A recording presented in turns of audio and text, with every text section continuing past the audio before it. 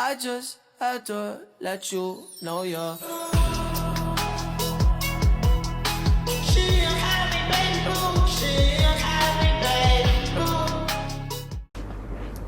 Halo semuanya, perkenalkan nama saya Titan Lim.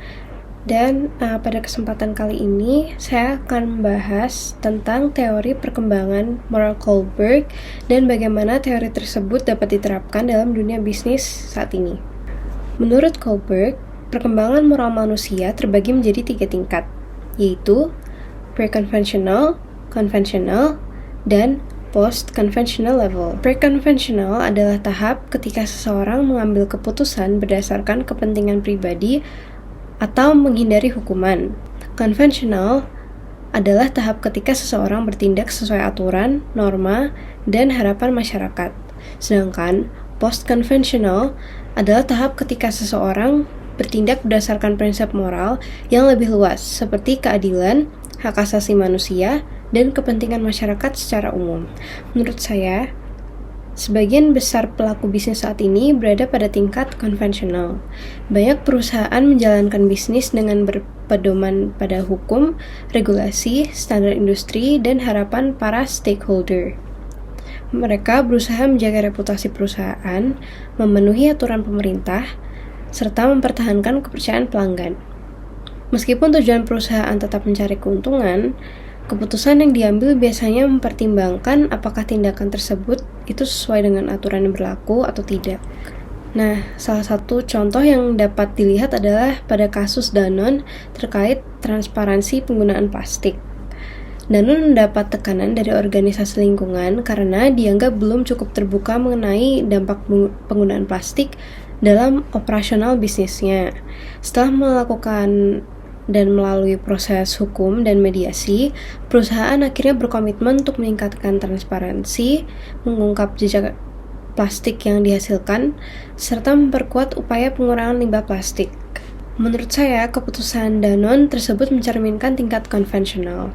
Perusahaan berusaha memenuhi tuntutan masyarakat, regulator, dan berbagai pihak yang berkepentingan. Mereka menyadari bahwa menjaga kepercayaan publik sangat penting bagi keberlangsungan bisnis.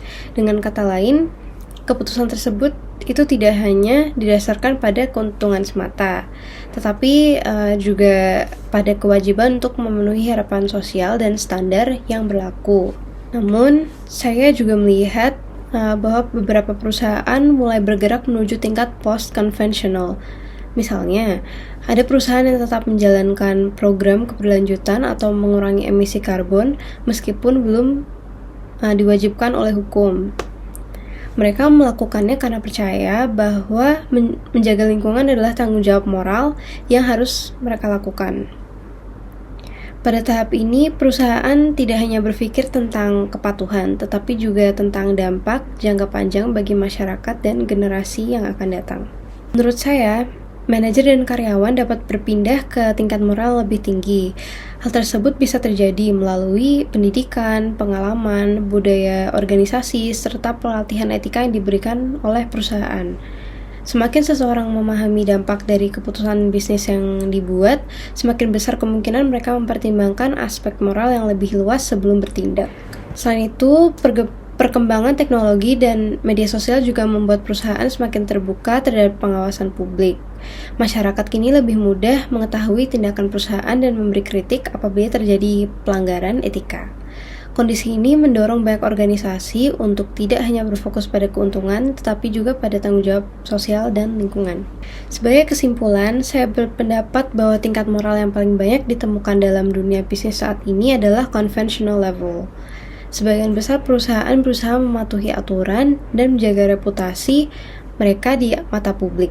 Namun, saya percaya bahwa manajer dan karyawan dapat berkembang menuju post-conventional level apabila memiliki kesadaran yang lebih tinggi mengenai pentingnya etika, keberlanjutan, dan tanggung jawab sosial. Dengan demikian, keputusan bisnis yang diambil tidak hanya menguntungkan perusahaan, tetapi juga memberikan manfaat bagi masyarakat dan lingkungan. Terima kasih.